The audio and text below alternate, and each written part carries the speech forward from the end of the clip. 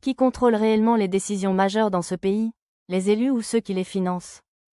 Comment expliquez-vous que, mandat après mandat, les mêmes problèmes persistent, malgré vos promesses? Pourquoi la majorité des lois semble avantager les grandes entreprises et pas les citoyens ordinaires? Quel est le vrai rôle des lobbies dans la rédaction des lois?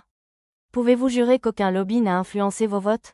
Pourquoi les élus ne sont-ils jamais pénalement responsables des mensonges qu'ils font en campagne électorale? Comment se fait-il que les conflits d'intérêts soient si fréquents et rarement punis?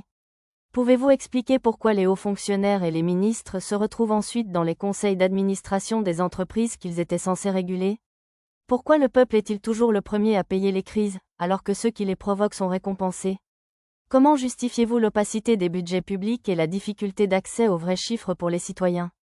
Pourquoi les médias dominants semblent toujours défendre les intérêts du pouvoir, et jamais ceux du peuple? Qui les finance réellement? Êtes-vous prêt à révéler publiquement toutes vos sources de revenus, vos patrimoines, vos contacts réguliers, et vos échanges avec les groupes d'influence? Pourquoi parle-t-on toujours de démocratie alors que les décisions les plus importantes sont prises sans l'avis du peuple? Comment se fait-il que les mêmes familles, réseaux, écoles et cercles d'élite se transmettent le pouvoir depuis des décennies? Pourquoi la justice ne semble jamais atteindre les plus puissants? Pouvez-vous affirmer, sans mentir, que vous travaillez uniquement dans l'intérêt général et non pour des intérêts privés? Question à Ehsan Djouin et Shakil Mohamed. Avant de devenir ministre, vous étiez en première ligne, bruyamment présent dans toutes les grandes marches pour la Palestine, criant haut et fort votre solidarité. Aujourd'hui que vous êtes au pouvoir, comment expliquez-vous votre silence total face à l'assassinat de 6 journalistes palestiniens, tués alors qu'ils faisaient simplement leur travail, informer? Est-ce que votre engagement n'était qu'un outil de communication pour gagner des voix? Est-ce que votre solidarité s'arrête dès qu'elle dérange vos nouvelles fonctions? Le peuple regarde, et il n'oublie pas. À vous, ministre musulman, qui portez le titre et la foi de l'islam parce que je connais plus sur ma foi que les autres. Vous étiez dans les mosquées, dans les marches, dans les prières collectives, levant la voix pour la justice, pour la Palestine, pour les opprimés. Mais aujourd'hui, avec un siège confortable au gouvernement, où est passée cette voix? L'islam n'est pas un slogan de campagne.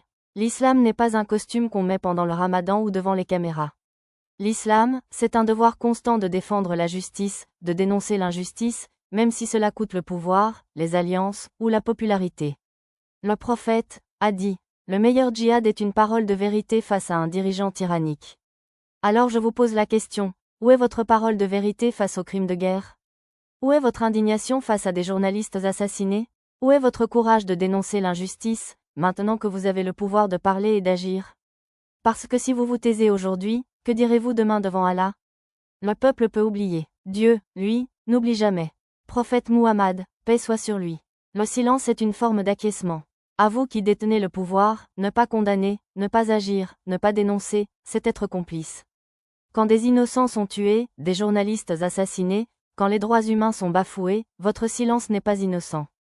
Allah dit dans le Coran, et ne détournez pas vos faces des gens en voulant être supérieurs, et ne marchez pas sur terre avec arrogance. Sourate Luqman, 31/18, et aussi, quiconque ne juge pas selon ce qu'Allah a révélé, ceux-là sont les mécréants.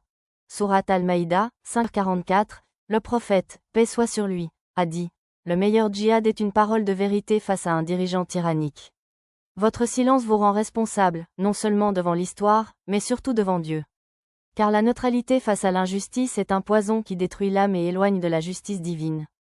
Le vrai courage, c'est de parler, d'agir, de se tenir du côté de la vérité, même si cela coûte. Le silence, lui, ne vous protégera pas devant le jugement. Pourquoi ne pas retirer les marques et entreprises complices?